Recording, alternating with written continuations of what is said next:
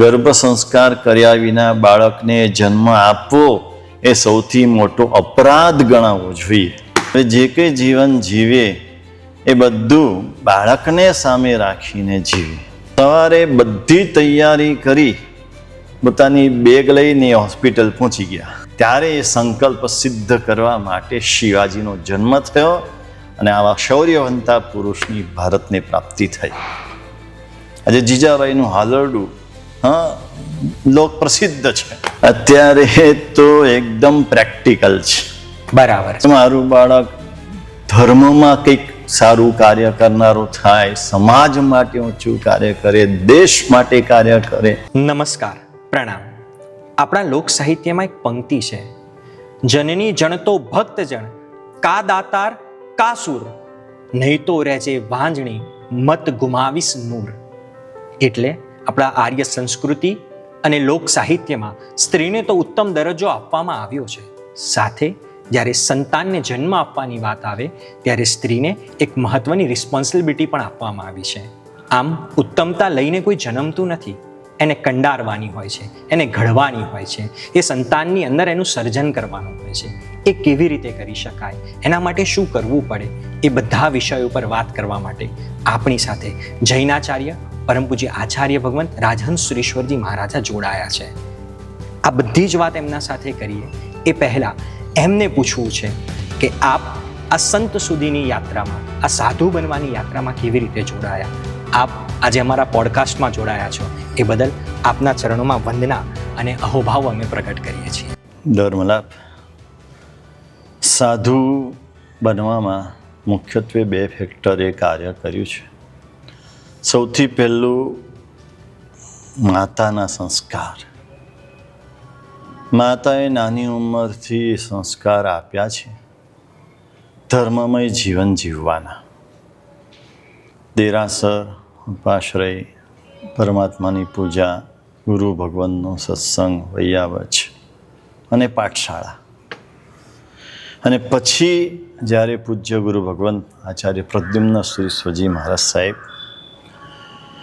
એમનો અમે જ્યાં રહેતા હતા ત્યાં એમનો સંપર્ક થયો અને એમના સંપર્ક પછી જેમ જેમ નજીક આવતા ગયા તેમ તેમ એક ભાવ વૃદ્ધિ પામતો ગયો કે આ જીવન સારું છે.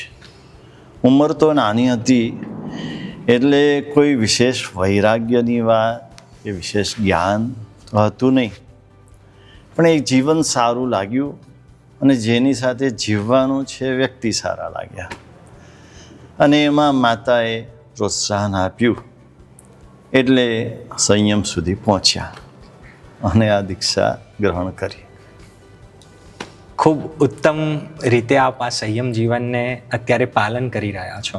પણ આમ એવું કહેવાય કે સાધુ જીવન એ પોતાના આત્મકલ્યાણ માટે હોય અને એની અંદર સાધુ સમાજ માટે વિચારે, સમાજના હિત માટે, રાષ્ટ્રના હિત માટે, એ ખૂબ ઉત્તમ વાત કહેવાતી હોય છે.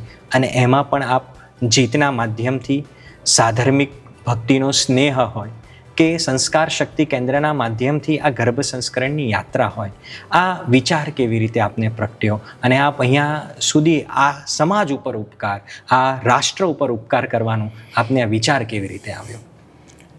જ્યારે અમારી આચાર્ય પદવી નક્કી થઈ ત્યારથી મનમાં એમ હતું આચાર્ય થઈએ છે તો સંઘ પ્રત્યે, સમાજ પ્રત્યે આપણી કોઈક ફરજ છે. સાધુ હતા ત્યાં સુધી ગુરુ મહારાજની નિશ્રામાં રહ્યા, જ્ઞાન, ધ્યાન, સંયમ, સ્વાધ્યાય એ બધામાં ખૂપેલા રહ્યા. હવે જ્યારે ગુરુ ભગવંતે યોગ્યતા જોઈ અને આચાર્ય પદ આપવાનો નિર્ણય કર્યો ત્યારે એમ થયું કે આચાર્ય તરીકે સંઘ અને સમાજ માટે કંઈક આપણે કરવું જોઈએ. અને તે સમયે આ બંને કાર્ય મારી પાસે સામેથી આવ્યા છે. મારા જીવનની મોટી વાત આ છે. બરાબર. મેં એના માટે શોધ ચલાવી નથી, મેં એના માટે કંઈ વિશેષ પ્રયત્ન કર્યો નથી. ગર્ભ સંસ્કારનું કાર્ય પણ અમે વિહારમાં ગયા, સંસ્થા જોઈ અને મન થયું, શ્રાવકોએ પ્રોત્સાહન આપ્યું અને સહજ રીતે આગળ વધતું ગયું. એવી જ રીતે જીતનું જે કાર્ય ચાલે છે અત્યારે તો સમગ્ર ભારતભરમાં ફેલાયું છે. પણ શરૂઆતમાં એ શ્રાવકોએ પોતે જ 10 શ્રાવકોએ ભેગા થઈને એક શરૂઆત કરી હતી. પછી લોકો ગુરુ શોધતા હતા કે આપણે કોઈકની નિષ્ઠા સ્વીકારીએ. એમાં એક શ્રાવક અમારા પરિચિત હતા, એ બધાને લઈને આવ્યા. તો મને થયું આ કાર્ય સારું છે. સંસારી અવસ્થામાં હું પણ એ અવસ્થામાંથી પસાર થયેલો છું, એટલે અવસ્થાની શું તકલીફ હોય એ મને ખબર હતી. એટલે ખાસ આ કાર્ય મેં સ્વીકાર્યું.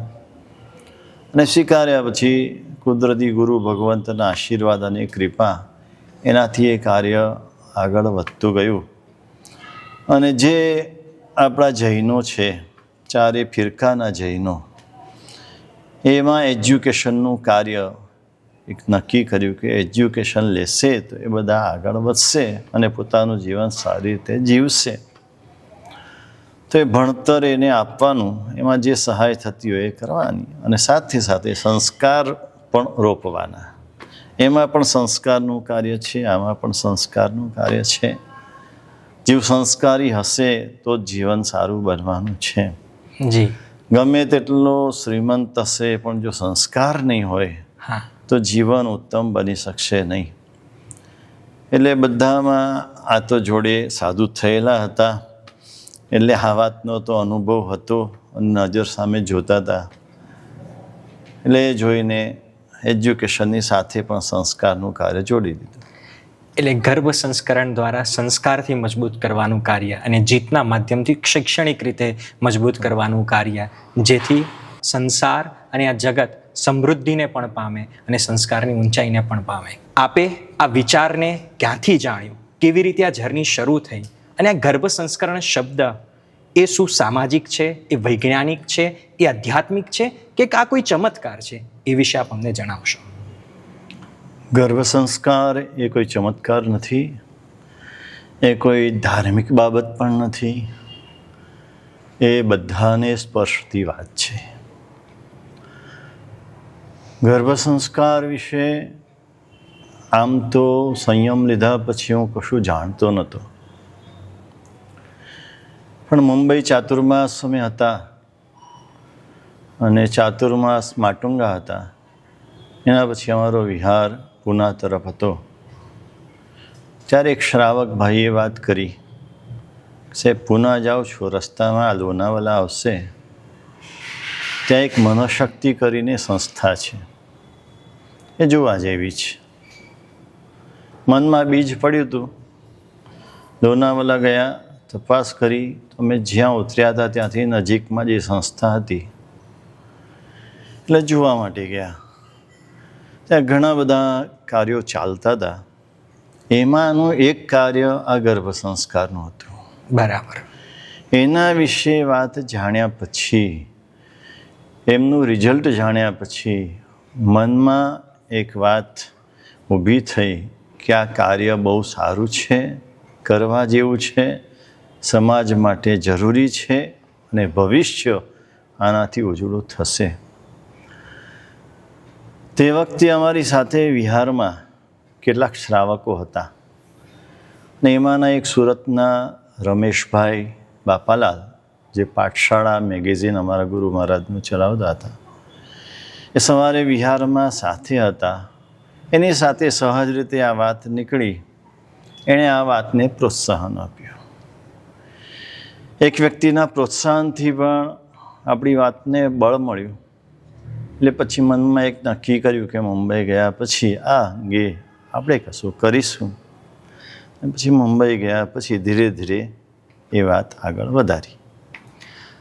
તો જે રીતે એમ કહો છો કે આ કોઈ ચમત્કાર નથી, આ વૈજ્ઞાનિક પણ છે, આ સામાજિક પણ છે, ને આધ્યાત્મિક પણ છે, તો થોડુંક પહેલાં પ્રાચીનતાની વાત કરીએ. જો આપ એમ કહો છો કે આધ્યાત્મિક છે, તો એક પ્રાચીન પરંપરાથી ચાલતું હોવું જોઈએ. શું આના કોઈ ઉલ્લેખ એવા પ્રાચીન ગ્રંથોની અંદર મળે છે, અને આના કોઈ એવા દ્રષ્ટાંત જે લોકકથાઓની અંદર પણ મળતા હોય તો એ અમને જણાવશો. જૈન શાસનમાં આચાર્ય વર્ધમાન સુરી મહારાજ થઈ ગયા જેમણે આચાર દિનકર નામનો ગ્રંથ રચ્યો છે. 15મા સૈકામાં થઈ ગયા. વિક્રમ સંવત 1468માં એમણે આ આચાર દિનકર ગ્રંથની પૂર્ણાહુતિ કરી. એમાં 16 સંસ્કારની વાત વિસ્તારથી કરી છે. બરાબર. અને 16 સંસ્કારમાં પહેલો સંસ્કાર હોય તો આ ગર્ભ સંસ્કાર છે. એ સિવાય પણ આયુર્વેદના અનેક ગ્રંથોમાં આ ગર્ભ સંસ્કારનો ખૂબ ઊંડાણપૂર્વક ડિટેલમાં બધી વાતો કરેલી છે. હિન્દુ ધર્મશાસ્ત્રમાં પણ આ ગર્ભ સંસ્કાર અંગેના અનેક ઉલ્લેખો મળે છે. અને પ્રાચીન પરંપરાની વાત કરીએ તો ભારત દેશમાં આ ગર્ભ સંસ્કાર સહજ હતું. બરાબર. કુટુંબોમાં વંશ પરંપરાગત એના દાદી હોય, નાની હોય, જ્યારથી લગ્ન થાય ત્યારથી એને આ બધી વાત શીખવાડતા. એટલે આ બધા આના માટેના કોઈ સેન્ટરો નહોતા, પણ સંયુક્ત પરિવાર હતા, સંયુક્ત કુટુંબ પ્રથા હતી. અને એમાં એની માતા, એના દાદી, એના નાની એ આ બધા સંસ્કારો સહજ રીતે આપતા કે તારે આવી રીતે રહેવાનું, આવું કરવાનું, આવું નહીં કરવાનું, આ ખાવાનું, આ પીવાનું, આ નહીં ખાવાનું. અને એ રીતે સહજ રીતે ગર્ભ સંસ્કાર ચાલતા હતા. અને માટે જ ભારત દેશ અને એમાં વીર પુરુષો અને સતી સ્ત્રીઓ જે કોઈ થઈ છે એ બધાના મૂળમાં આ ગર્ભ સંસ્કાર છે. પ્રાચીન પરંપરા તો બરાબર છે, પણ અત્યારના સમયમાં દરેક વસ્તુ ટેકનોલોજીકલ બેઝ, સાયન્સ બેઝ માંગે છે. એના તર્ક વિતર્ક, એના પુરાવા માંગે છે. તો આ ગર્ભ સંસ્કરણ એ વિચારની અંદર સાયન્સ રિસર્ચિસ અને મેડિકલ ફિલ્ડ આ બાબતે શું કહી રહી છે? સાયન્સમાં અને મેડિકલ રીતે કહીએ તો ડૉક્ટરો પણ આ વાતને પોષણ આપે છે. કારણ કે તેઓ પણ સમજે છે કે અમે માત્ર મેડિકલી ટ્રીટમેન્ટ કરીએ છીએ, એ સિવાયનું કામ તો એમણે કરવાનું છે. અને એ જે કરવાનું છે એ જ્યારે આ ગર્ભ સંસ્કાર દ્વારા થાય છે એવું એમના જાણવામાં આવે છે ત્યારે એને બધી રીતે પુષ્ટિ આપે છે. ઘણા બધા ડૉક્ટરો, સારા સારા ડૉક્ટરો પણ પોતાને ત્યાં આવેલ વુમેનને ગર્ભ સંસ્કાર માટે પ્રેરિત કરે છે.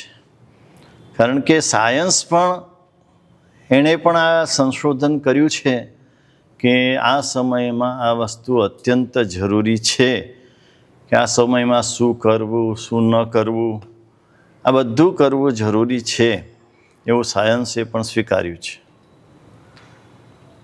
તો પછી જે રીતની વાત છે કે ભાવનાઓ પણ આવનારા વ્યક્તિ પર અસર કરતી હોય છે, એટલે આપણા ત્યાં પ્રેગ્નન્સીના સમાચારને સુવાવડ કહેવાય છે, એટલે સારા સમાચાર. અને એવું કહેવાય છે કે સુવાવડીને નાખુશ ન કરાય. બરાબર. એટલે આનું કોઈ એવું અનુસંધાન ખરું કે જે પણ એ સમયના થતા ભાવો, એ સમયમાં થતું ખાનપાન, એ સમયમાં થતી ચર્યાઓ એ આવનારા બાળકો પર અસર કરતી હોય એવું કોઈ ગર્ભ સંસ્કરણ માને છે કે એ પ્રમાણેની કોઈ માન્યતાની અંદર એના કોઈ સલાહ સૂચન વગેરે હોય છે? ગર્ભ સંસ્કારની મૂળભૂત વાત જ આ છે કે માતા જે કંઈ કરશે એ બધાની અસર બાળક ઉપર થશે. દરિયાની રેતી ઉપર એક નાનકડું પણ ચિહ્ન પગલું પાડો એટલે એનું ચિહ્ન પડી જાય. એવી રીતે માતાના વિચારો, માતાના ભાવો, માતાના આહાર વિહાર, આ દરેકની અસર એ બાળક ઉપર અવશ્ય પડે છે.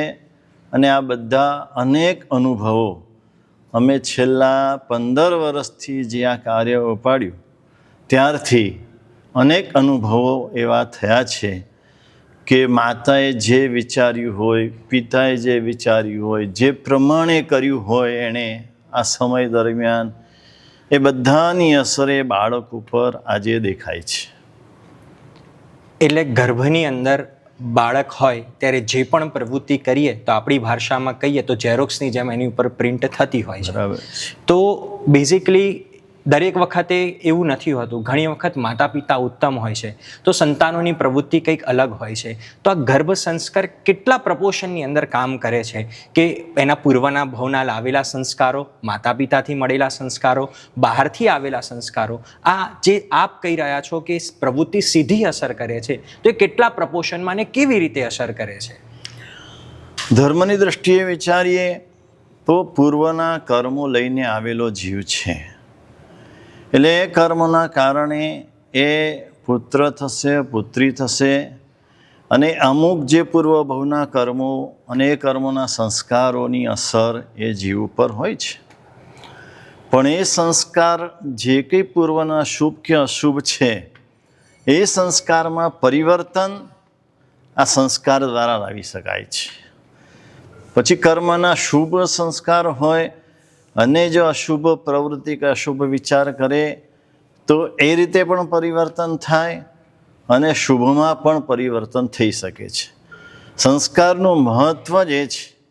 એટલે દાખલા તરીકે રસોઈ છે, હા, આ બધા માટે કોમન છે કે શાકભાજી, ગવારનું શાક છે, હવે વાયડું પડે તો સંસ્કાર જ્યારે કરવામાં આવે, ગુજરાતીમાં તો આપણે આમ વઘાર અત્યારે બોલાય છે, પણ જૂના લોકો સંસ્કાર કર્યો એમ કહેતા હતા. તો એનો જે દોષ છે એ દોષને દૂર કરવા માટે અંદર કોઈકમાં રાઈનો વઘાર થાય, કોઈકમાં જીરાનો વઘાર થાય, બરાબર, કોઈકમાં અમુક પ્રકારના તેલનો વઘાર થાય. તો એનાથી એના જે નેગેટિવ પાસા છે એ દૂર થાય અને પોઝિટિવ થાય. એ જ વસ્તુ અહીંયા છે. એટલે સાદી ભાષામાં કહીએ તો બનતા શાકની અંદર ફેરફાર થઈ શકે, બની ગયા પછી ફેરફાર નથી થઈ શકતો. માટે ગર્ભ સંસ્કરણ અતિ આવશ્યક બનતું હોય છે. એકદમ બરાબર. તો અત્યારના સમયમાં આ જે ગર્ભ સંસ્કરણનો વિચાર છે એ શક્ય છે કે માત્ર એક થિયરી જ છે? અત્યારે તો એકદમ પ્રેક્ટિકલ છે. બરાબર છે. પહેલાં આપણી પાસે માત્ર થિયરી હતી જ્યારે અમે શરૂઆત કરી ત્યારે. બરાબર. આજે અમારી પાસે ઢગલાબંધ દ્રષ્ટાંતો છે કે જેણે જેણે ગર્ભ સંસ્કાર કર્યા એ બધાનું રિઝલ્ટ અમારી સામે છે. જેણે ન કર્યા કે ઓછા વત્તા કર્યા તો એનું પણ રિઝલ્ટ છે. જેણે નેગેટિવ કર્યું તો નેગેટિવ અસરો પણ આજે દેખાય છે. થોડાક એ પ્રકારના જે લોકોએ આ મેથડને ફોલો કરી, જે લોકોએ આ વસ્તુને પોતાના ત્યાં પ્રેક્ટિકલી ઇમ્પ્લિમેન્ટ કરવાનો ટ્રાય કર્યો, તો એવા કોઈ દ્રષ્ટાંત કે એ લોકો અત્યારે એના શું મીઠા ફળ ચાખી રહ્યા છે એની થોડીક વાત જણાવો ને. આજે આ વાતને 15 વર્ષ થઈ ગયા. એટલે તે વખતે જ્યારે શરૂઆત કરી હતી એ બાળકો આજે 15 વર્ષ આસપાસના થઈ ગયા. શરૂઆતમાં થોડા જ લોકો જોડાયા હતા. પછી આજે કોરોના કાળથી અને કોરોના કાળ પછી આખા વર્લ્ડના લોકો આમાં જોડાયા છે, ઓનલાઈન સેન્ટર શરૂ થયા પછી. અને એમાં એટલા બધા દ્રષ્ટાંતો છે, પોઝિટિવ પણ છે અને નેગેટિવ પણ છે, બંને પ્રકારના છે. પોઝિટિવમાં શ્રેષ્ઠ દ્રષ્ટાંતો આજે અમારી પાસે છે. સુરતમાં જ 2 દીકરીઓ છે, લગભગ આજે SSC પાસ થઈ ગઈ હશે, લગભગ 14-15 વર્ષની હશે. પણ તમે 2 દીકરીઓને જુઓ તો તમને દેખાય કે 100 દીકરીઓ બેઠી હોય ને એમાં એ 2 જુદી પડે. બરાબર છે. રૂપ રંગથી તો જુદી પડે, એની બોલચાલમાં જુદી પડે, એના સંસ્કારમાં જુદી પડે. એમાં એક માતાને તો એવું થયેલું કે એણે તે વખતે જન્મદિવસનો એક સંકલ્પ કર્યો હતો. લગભગ પોષ 10મી આસપાસ એનો જન્મ આવતો હતો. એને પાર્શ્વનાથ ભગવાન પ્રત્યે અત્યંત શ્રદ્ધા, એટલે નક્કી કર્યું હતું કે મારે પાર્શ્વનાથ ભગવાનનો જન્મ જે દિવસે થયો છે એ દિવસે જ બાળકને જન્મ આપવો છે. આ સંકલ્પ વારંવાર ઘૂંટ્યો હતો અને એ પ્રમાણે બધા જ એના પ્રયત્નો હતા. જે કંઈ અમારા સેન્ટરમાં અમારા કાઉન્સિલરો, ડૉક્ટરો, વૈદ્યો જે સૂચના આપતા એ પ્રમાણે બધું કરતા હતા. ને અભયભાઈ જે અમારા મેઇન છે એ જ્યાં રહે છે એની નજીકમાં એમનું પિયર હતું. એટલે એ બધું ધ્યાન પણ રાખી શકતા હતા. હવે થયું એવું કે પોષ દસમીના આગલા દિવસે ડૉક્ટર પાસે ગયા છે, ત્યારે ડૉક્ટરે કીધું કે હજુ તો વાર છે, હમણાં થાય એવું નથી. હવે એનો સંકલ્પ આવતીકાલનો જ છે, તો શું કરવું? સવારે બધી તૈયારી કરી પોતાની બેગ લઈને હોસ્પિટલ પહોંચી ગયા. ડૉક્ટર કહે કે તમે કેમ અત્યારે આવ્યા, તમને કાલે તો ના પાડી છે? તો કે ના, મારે તો આજે જ જન્મ આપવાનો છે. એ રોજ બાળકને કહેતા હતા કે તારે પોષ દસમીએ જન્મ લેવાનો છે. પોતે પણ એમ નક્કી કરતા હતા કે મારે પોષ દસમીએ જન્મ આપવાનો છે. અને થોડા જ વખતમાં, હવે આવી ગયા એટલે ડૉક્ટરે એડમિટ કરવા પડ્યા. થોડા જ વખતમાં લેબર પેન ઉપડ્યું. ડૉક્ટરે એને ઓપરેશન થિયેટરમાં લઈ ગયા અને નોર્મલ જન્મ પોષ દસમીના દિવસે થયો. અને એ દિવસે કન્યા રાશિ જ હતી પાર્શ્વનાથ ભગવાનની, એટલે એનું નામ પણ પાર્શ્વી રાખ્યું. બરાબર છે. તો બેઝિકલી આ ગર્ભ સંસ્કરણ મેઇન કયા 3-4 સ્ટેપની અંદર કે ક્યાંથી પ્રારંભ થતું હોય છે એ જણાવો ને. હવે તે પૂછ્યું જ છે તો કહું. ગર્ભ સંસ્કરણ એ કોઈ પ્રેગ્નન્સી દરમિયાન જ કરવાની વાત નથી. બરાબર છે. આ ગર્ભ સંસ્કરણ તો લગ્ન થાય અને પછી માતા પિતાના મનમાં બાળક કરવાની ઈચ્છા જન્મે એ દિવસથી ગર્ભ સંસ્કરણ કરવાની વાત છે. બરાબર છે. એ દિવસથી માતા પિતા પોતાના સંપૂર્ણ જીવનમાં પરિવર્તન લાવે. હવે જે કંઈ જીવન જીવે એ બધું બાળકને સામે રાખીને જીવે. એના 4 સ્ટેપ છે. સૌથી પહેલું સંકલ્પ છે. બરાબર છે. બાળકની ઈચ્છા થઈ એટલે પહેલો સંકલ્પ કરે કે મારે કેવું બાળક જોઈએ છે. બરાબર. હવે માતા પિતાની જે દ્રષ્ટિ હોય એને ખાલી પોતાનો સ્વાર્થ હોય કે બાળક મારું ગોરું ગોરું હોય, દેખાવડું હોય, તંદુરસ્ત હોય, શાંત હોય. બરાબર છે. તો એવું થાય. બરાબર છે. પણ એની દ્રષ્ટિ જો ઊંચી હોય હા, કે મારું બાળક ધર્મમાં કંઈક સારું કાર્ય કરનારો થાય, સમાજ માટે ઊંચું કાર્ય કરે, દેશ માટે કાર્ય કરે, વિશ્વ માટે કાર્ય કરે, બરાબર છે. તો તેવું થાય. એ સૌથી પહેલો સંકલ્પ છે.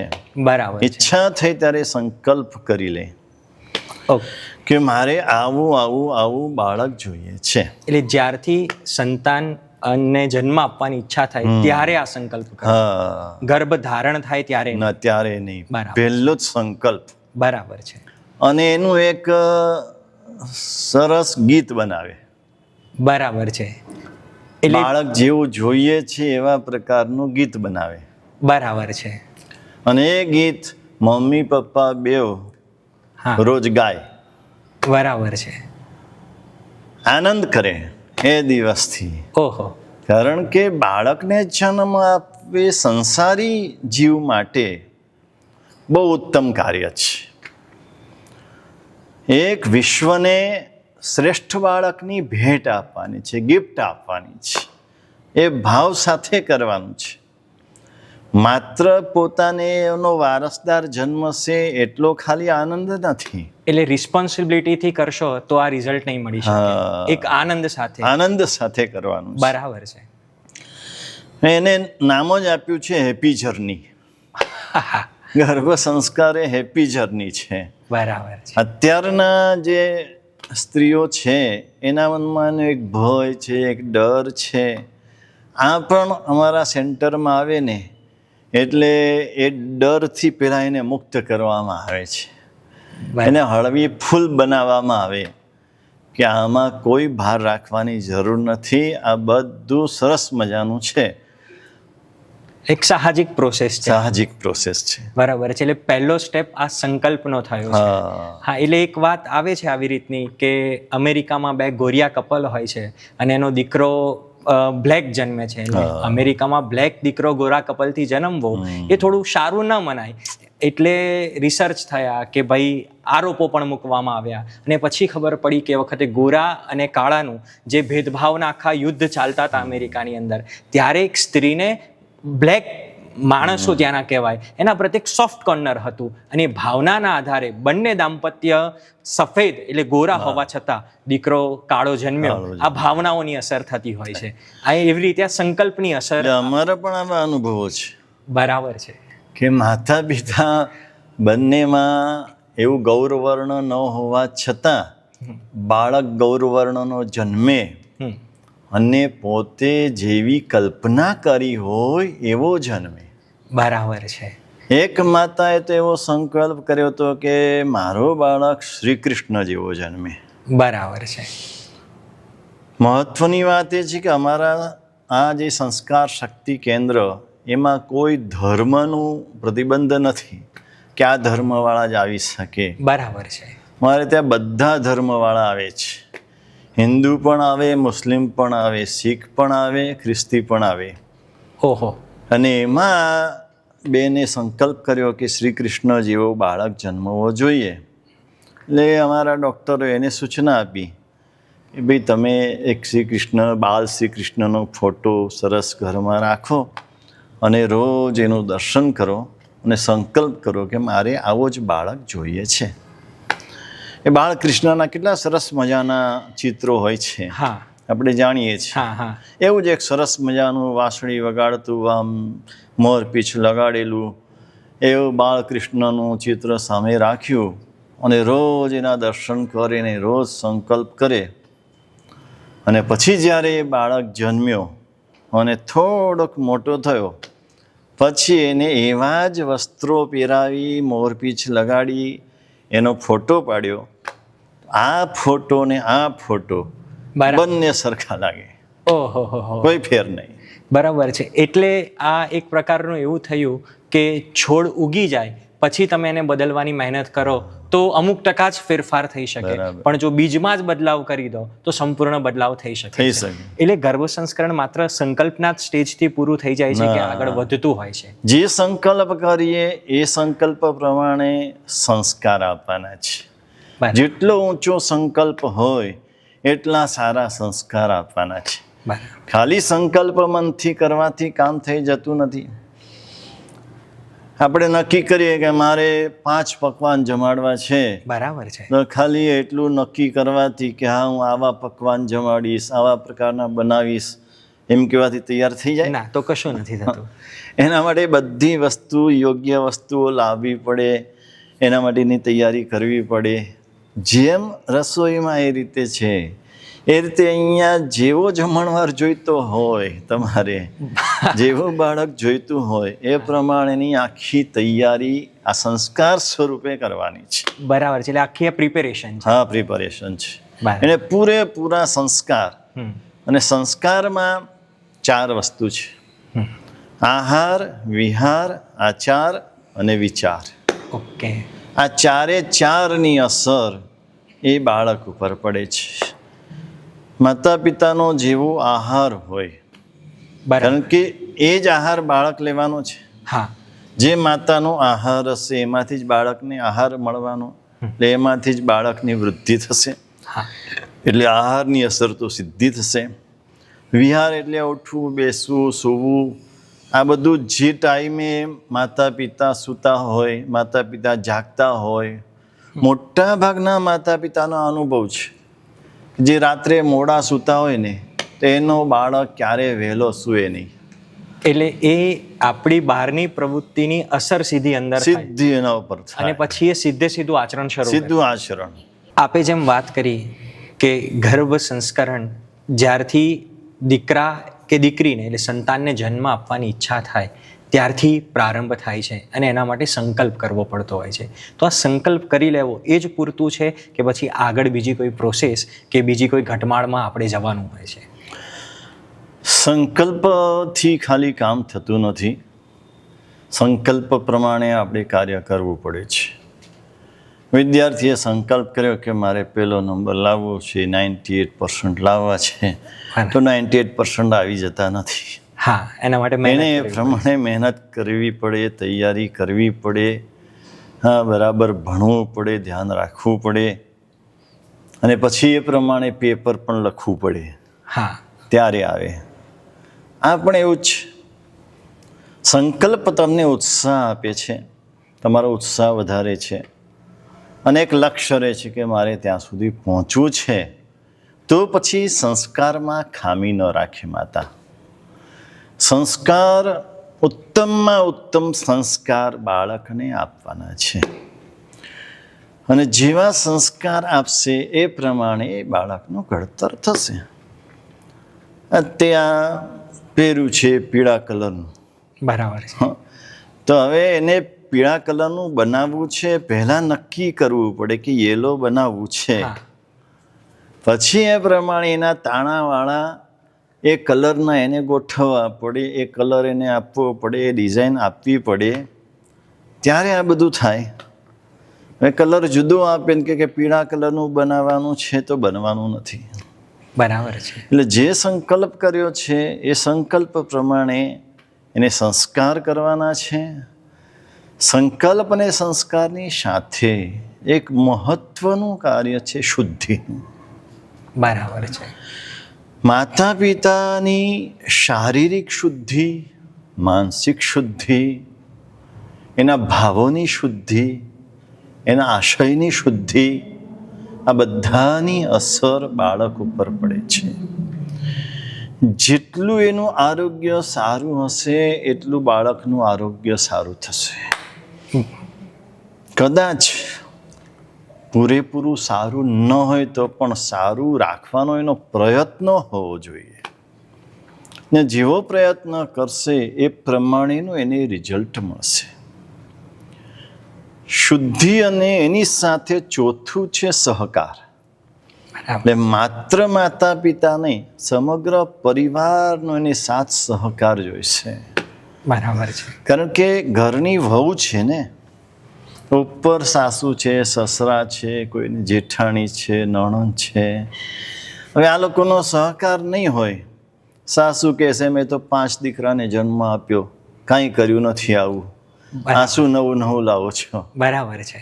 હવે કંઈ સહકાર જ નહીં આપે તો વહુ કરી શકશે નહીં, વહુનું મન પણ પ્રસન્ન રહેશે નહીં, એને ક્લેશ થયા કરશે. તો એ બધાની અસર બાળક ઉપર પડવાની છે. પૂરેપૂરા પરિવારનો સહકાર જોઈએ કે તમે કરો છો બરાબર છે, અને એમાં જે કંઈ એને પૂરક સામગ્રી જોઈએ એ પૂરી પાડવી જોઈએ. અને એના માટે જ આપણે ત્યાં 16 સંસ્કારની વાત છે. એ બાળકના યોગ્ય વિકાસ માટેના 16 સંસ્કાર છે. અને ગર્ભ સંસ્કાર એમાંનો એક સંસ્કાર એ ગર્ભ સંસ્કાર છે. એટલે બેઝિકલી આ ગર્ભ સંસ્કાર એ થનારા માતા પિતા માટે નથી, પણ આખા પરિવારજનો માટે છે. બરાબર છે. તો આપે જે કીધું કે સંકલ્પથી માત્ર કામ નહીં જ ચાલે, એના માટે સંસ્કાર આપવા પડશે ને એની પાછળ મહેનત કરવી પડશે. એટલે બેઝિકલી એ સંસ્કાર આપવા પાછળ કેવી મહેનત અને શું ધ્યાન રાખવું જોઈએ? માતા પિતાએ પોતાની સાજ સજાવટ માટે માતા જેટલું ધ્યાન રાખે ને, એના કરતાં વધારે ધ્યાન બાળકને સંસ્કાર આપવામાં રાખવાનું છે. બરાબર છે. એક પિતા પોતાના વેપાર માટે જેટલું ધ્યાન આપે ને, એના કરતાં વધારે ધ્યાન આ બાળકના સંસ્કાર માટે આપવાનું છે. કારણ કે આ બાળક આખા એના જીવન ઉપર અસર કરવાનું છે. એટલે અમે તો એક સૂત્ર બનાવ્યું છે કે 9 + 9 + 9 = 99. કેવી રીતે? 9 મહિના પ્રી પ્રેગ્નન્સીના, એ તમને કીધું ને કે પુત્રને જન્મ આપવાની ઈચ્છા થાય ત્યારથી સંકલ્પ સ્ટેજ. હા, એ 9 મહિના, એ 9 મહિના પ્રેગ્નન્સી દરમિયાન અને આફ્ટર બર્થ, જન્મ પછીના 9 મહિના, જો આ 9 તેરી 27 મહિના જો બરાબર સંસ્કાર કરવામાં આવે તો 99 વર્ષ સુધી એ બાળક બહુ સારી રીતે જીવે, એનું આરોગ્ય સારું રહે, જીવનમાં સારા સારા ગુણો એનામાં વિકસે અને માતા પિતા પણ જીવે ત્યાં સુધી નિરાંતની ઊંઘ લઈ શકે. એટલે ગર્ભ સંસ્કરણ સંકલ્પથી લઈ ગર્ભ ધારણ કરે ત્યારે અને જન્મ આપી દીધા પછી પણ ગર્ભ સંસ્કરણ કન્ટિન્યુ રહેતું હોય છે. તો એવું મેડિકલ સાયન્સ તો માને છે કે જ્યારે ગર્ભ ધારણ થાય, પ્રેગ્નન્સી આવે ત્યારે ખાવાનું, વિચાર, કસરત, ઉઠ બેઠ, આજુબાજુનું વાતાવરણ પણ અફેક્ટ કરતું હોય છે. તો એ શું આ બધું સંસ્કારની અંદર સંમેલિત હોય છે કે પછી કંઈક અલગ જ વિભાગ છે? ના, આ બધું સંસ્કારમાં જ ગોઠવાયેલું છે. મેં પહેલાં કીધું એમ આહાર, વિહાર, આચાર અને વિચાર, આ 4 છે સંસ્કારમાં. માતા જેને જેવો આહાર કરશે એની અસર થશે. એટલે આહારમાં અમે પહેલું સૂત્ર આપીએ છીએ કે સાત્વિક આહાર, નિયમિત આહાર અને સંયમિત આહાર. પછી આખો ડાયટ પ્લાન એને આપવામાં આવે, એ પ્રમાણે જેટલું એ અમલ કરે તો એની અસર એટલી સારી થાય. વિહારમાં સવારે વહેલા જાગવાનું, રાત્રે વહેલા સૂઈ જવાનું, દિવસ દરમિયાન પણ પોતાનું કાર્ય કરવાનું, હરતા ફરતા રહેવાનું, આ બધી વાત વિહારમાં આવે. બહુ ડિટેલની અંદર આની બધી વાતો છે.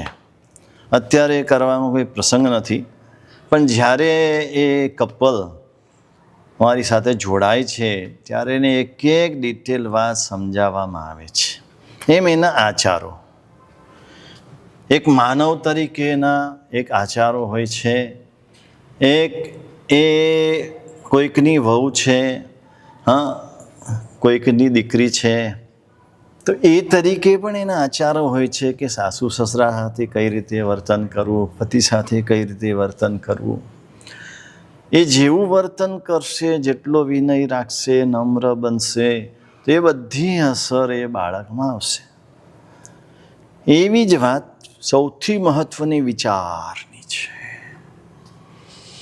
માતાના જે વિચાર છે એ વિચારની અસર બાળક ઉપર થાય છે.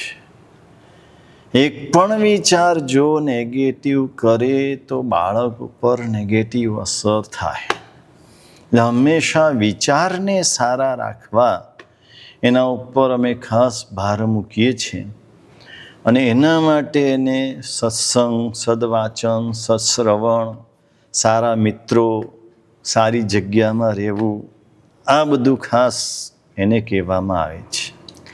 એટલે જે વાત મહાભારતની અંદર આવે છે કે અભિમન્યુને પેલા 7 ચક્ર કોઠા એને વિંધીને અંદર જતા આવડતું હતું અને બહાર નીકળતા નહોતું આવડતું, કારણ કે એને ગર્ભમાં રહી અને વાત સાંભળી હતી ને પછી માતાને નિંદ એટલે ઊંઘ આવી ગઈ હતી. એ આ ગર્ભ સંસ્કરણનો પ્રભાવ છે.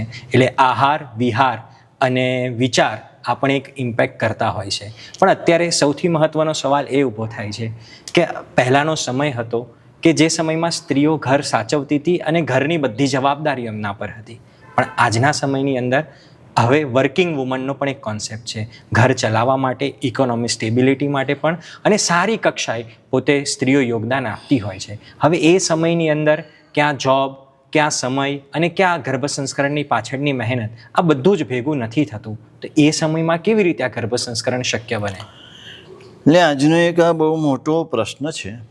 છતાં એમાં પણ એવું કરનારી માતાઓ છે.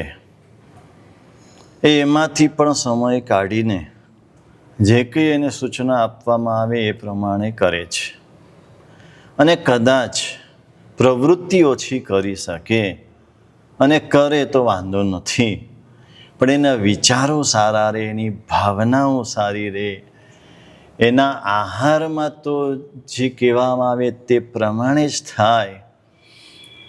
આ બધાની અસર બાળક ઉપર ચોક્કસપણે થાય. એટલે એનો ટાઈમિંગ સેટ કરીને પણ એ કરી શકે છે. અને આ ગર્ભ સંસ્કરણ એ કોઈ વિધિ છે, ભાવના છે કે વિધિ કરવાથી જ આ કામ પૂરું થઈ જાય છે? ઘણા બધા આવા આવે છે હા, એ સાહેબ કંઈ મંત્ર આપો એટલે મંત્ર ગણીએ એટલે અમારું કામ થઈ જાય છે. બરાબર છે.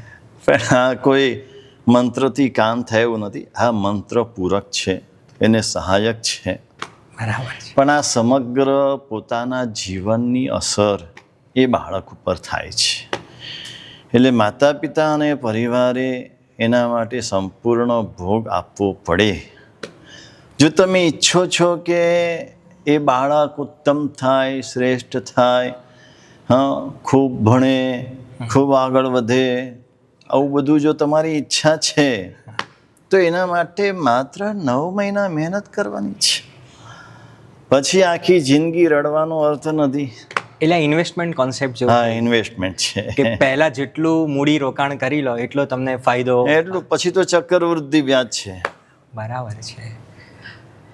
અને એક એવી પણ માન્યતા છે કે ગર્ભ સંસ્કરણ કરીએ તો દીકરો મસ્તીખોર ન થાય, આપણા કયા મારે, શાંત થાય. આ શું કંઈ ગર્ભ સંસ્કરણ આવું પણ કંઈ કરે છે? હા, એટલે માતા સૌથી પહેલું આ ઈચ્છતી હોય છે. બરાબર છે. તો એ લાભ તો એનો સંકલ્પમાં હોય જ, એને એના સંકલ્પમાં હોય, પણ પાછું એના સંસ્કાર એવા જોઈએ. હવે માતા પોતે તોફાની હોય, એ ક્રોધી હોય, બરાબર. અને પછી કે મારો બાળક શાંત થાય, તો એ બનવાનું નથી. એને શાંત બાળક જોઈએ છે તો પોતાના ક્રોધને કંટ્રોલ કરતા એને શીખવું પડે. એટલે બેઝિકલી બાળપણની બાલ્ય વયની મસ્તી તો રહેશે, પણ જે અત્યારનું એક એક્સ્ટ્રા જુનૂન હોય છે તે શાંત થશે. હા, અને છે એવા રિઝલ્ટો પુષ્કળ છે કે જે પ્રમાણે એને નક્કી કર્યું એ પ્રમાણે બાળક એકદમ શાંત. એટલે 5 વર્ષ 6 વર્ષ સુધી ક્યારે રડ્યું ન હોય ને, ઓહો, એવા દ્રષ્ટાંતો છે. બરાબર એ છે. ક્યારે રાત્રે જાગીને માતા પિતાને જગાડ્યા ન હોય ને, એવા દ્રષ્ટાંતો છે. બરાબર છે. કારણ કે એનો સંકલ્પ હતો અને પોતે એ પ્રમાણે કરતા હતા કે પોતે વહેલા સૂઈ જાય, સવારે વહેલા જાગી જાય. તો બાળકને આદત પડી ગઈ કે તો 6 વાગે 7 વાગે તો સૂઈ ગયો હોય. અને છેલ્લે આપે એમ કીધું કે પહેલાંના સમયમાં અમારી જનરેશનમાં, અમારી ઉપરની જનરેશનમાં માતા પિતા 5, 6, 7 સંતાનોને જન્મ આપે અને આજે પણ એમના કયામાં એટલે કે સંસ્કારિત રહે. એ એમને કોઈ આવા ગર્ભ સંસ્કરણ કેન્દ્ર કે આવી કોઈ મેથડ, કોઈ પદ્ધતિને અપનાવી નથી. પણ આજના સમયમાં આ પદ્ધતિને અપનાવી કરવી એની શું જરૂરિયાત છે? જો એમના પેરેન્ટ્સે એમને એમ કરી દીધું તો પછી અહીંયા કેન્દ્ર સુધી આવવાની, આ મેથડ ફોલો કરવાની જરૂર શું છે? પહેલી વાત એ છે, મેં પહેલાં પણ કીધું કે કુળમાં જ આ પ્રકારના સંસ્કાર મળતા હતા. દાદી પાસે, નાની પાસે આ બધું શીખવા મળતું હતું. અને ત્યારનું જીવન પણ એવું હતું, એની લાઈફ સ્ટાઈલ પણ એ પ્રકારની હતી. એટલે બાળકો એવા જ થતા હતા. આજની આખી આપણી લાઈફ સ્ટાઈલ બદલાઈ ગઈ, આપણું જીવન બદલાઈ ગયું. જે કુટુંબ તરફથી મળતું હતું એને એ મળવાનું બંધ થઈ ગયું. વિભક્ત કુટુંબો થઈ ગયા, માતા પિતાથી દૂર રહેતા થઈ ગયા. અને ત્યારે આ કશું આજે જ્ઞાન જે પરંપરાથી આવતું હતું જ્ઞાન, એ જ્ઞાન મળવાનું બંધ થઈ ગયું. શાસ્ત્રોમાં તો છે જ, પણ ત્યાં શાસ્ત્રો સુધી કોઈ પહોંચી ન શકે, શાસ્ત્રના મર્મને સમજી ન શકે. એટલે પછી આવા બધા સેન્ટરો શરૂ કરવા પડ્યા. અને અમારે પણ આ સંસ્કાર શક્તિ જે શરૂ કર્યું એની પાછળનો આશય આ જ છે કે આ વિશ્વને સારા સારા માનવો મળે, ઉચ્ચ સ્વભાવવાળા, ઉચ્ચ સંસ્કારવાળા એવા માનવો આ વિશ્વને મળે. અને વિશ્વ સારું એનાથી જ થવાનું છે, સારા માણસોથી. એટલે ઉત્તમતાનું ઘડતર અને ઉત્તમતા કંડારવાનું કામ આ સંસ્કાર શક્તિ કેન્દ્ર દ્વારા થાય છે. બસ આજના સમયની આ બિઝી શેડ્યુલ, બિઝી લાઈફસ્ટાઈલના વચ્ચે રહેતા તમામ લોકો જે હવે કાલે ઉઠી દાંપત્ય જીવનમાં પ્રવેશ કરશે અને આવનારા સમયમાં પોતાનો પણ એક સંતાનને જન્મ આપશે, જેનું દાંપત્ય જીવનમાં પ્રવેશ થયો છે અને સંતાનને જન્મ આપી રહ્યા છે, એ બધા માટે છેલ્લો તમારો સંદેશ, મેસેજ શું હશે? અમારો સંકલ્પ છે, 2 સંકલ્પ છે.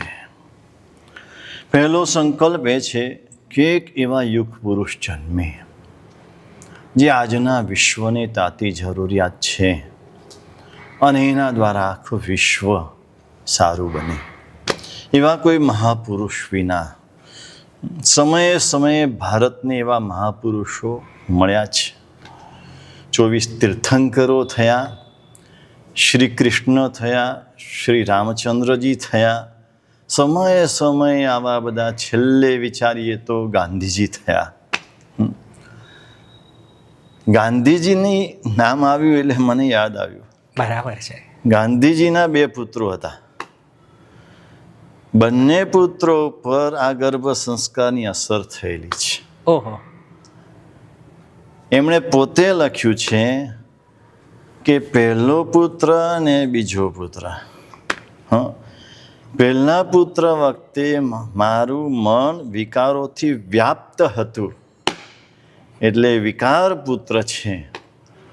અને પછી બીજા પુત્ર વખતે મારા વિચારો એકદમ શુદ્ધ થઈ ગયા છે, અને પછી એ પુત્રનો જન્મ થયો છે, એટલે વિચાર પુત્ર છે.